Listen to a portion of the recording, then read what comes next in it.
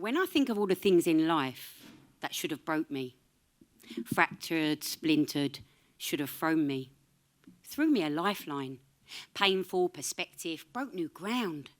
Below ground, burrowed and blocked, I had no choice but to wait. So I waited. I waited down. I waited so long at that crossing that my diaries, they H2O'd me. I waited so long that my magic 8-ball became my confidant. And when the outlook was hazy and not so good, no matter how much I wished, I confided in my fortune fish.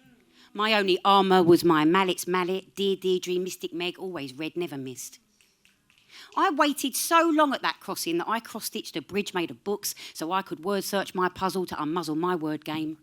To understand that nothing is ever black or white, and whilst I didn't quite fit in the grey, shady boxes between words, I stayed within those lines.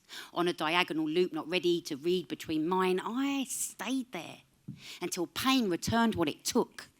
On loan to barricade what I wasn't ready to glance or look. There was cross words and cross ways and intersected blame, but I couldn't cut corners. The outlay was costly. The outlay was a family not ready to hear what I had to say. I was a genius at bottling things up and sweeping things under the carpet. That old sentiment saw my carpet levitating with sediment.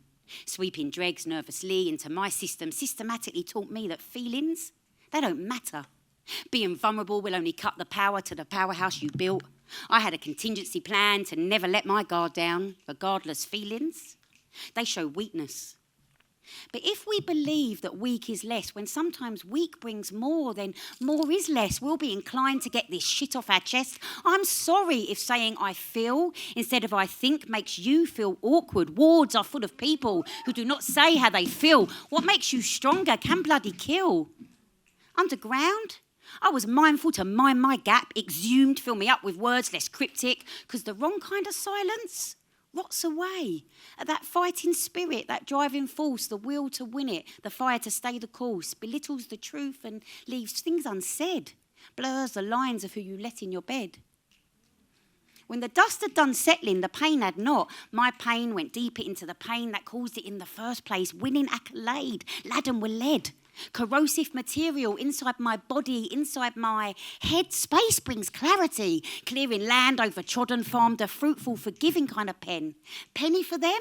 My thoughts will leave you penniless. Penknife repointed my quill and showed I had a will to heal. Pensively painstaking with penance at the pen's tip. My pen is holstered to my hip. You cannot dissolve the ink in me. You could place my poetry into water after reading and it would not disinter. Great things come out of patience. Because armed with courage, I made a way and I burnt the bridges that no longer serve me in the present day. Troubled water. It can still hydrate you. Run deep, moisten the mind at the water's edge, pour onto poorly understood concealments. I waited at that crossing. I waited until pain showed up.